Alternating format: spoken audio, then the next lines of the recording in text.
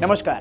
જો આપણું સરનામું બદલાય તો આપણો બંધારણીય અધિકાર છૂટી જવો જોઈએ? બિલકુલ નહીં. ઘણા લોકો નોકરી, અભ્યાસ કે કોઈ અન્ય કારણોસર પોતાના મત વિસ્તારની બહાર રહે છે અને એસઆઈઆરની પ્રક્રિયા દરમિયાન મૂંઝવણ અનુભવે છે કે હું બહાર છું તો મારું ઈએફ ફોર્મ એટલે કે ગણતરી ફોર્મ કેવી રીતે ભરવું? પહેલો વિકલ્પ છે ઓનલાઈન. જો તમારા આધાર કાર્ડ અને એપિક ઉપર નોંધાયેલ વિગતો એક સરખી હોય તો તમે ECI નેટ એપ અથવા voters.eci.gov.in ઉપર જઈને તમારું ઈએફ ફોર્મ ઓનલાઈન ભરી શકો છો. તમારી મતદાર માહિતી ભરો. તમારી અથવા તમારા દાદા, દાદી, માતા, પિતા કોઈ પણ એકની 2002ની મતદાર યાદીની વિગતો ભરો. આધાર કાર્ડની વિગતો ભરો, જેથી આધારથી પ્રમાણિત થઈને તમારું ફોર્મ સબમિટ થઈ જશે. બીજો વિકલ્પ, તમે તમારા વિસ્તારના BLOને ફોન કરીને book a call with BLO આ સુવિધાનો ઉપયોગ કરીને તમારી માહિતી આપી શકો છો અને માર્ગદર્શન મેળવી શકો છો.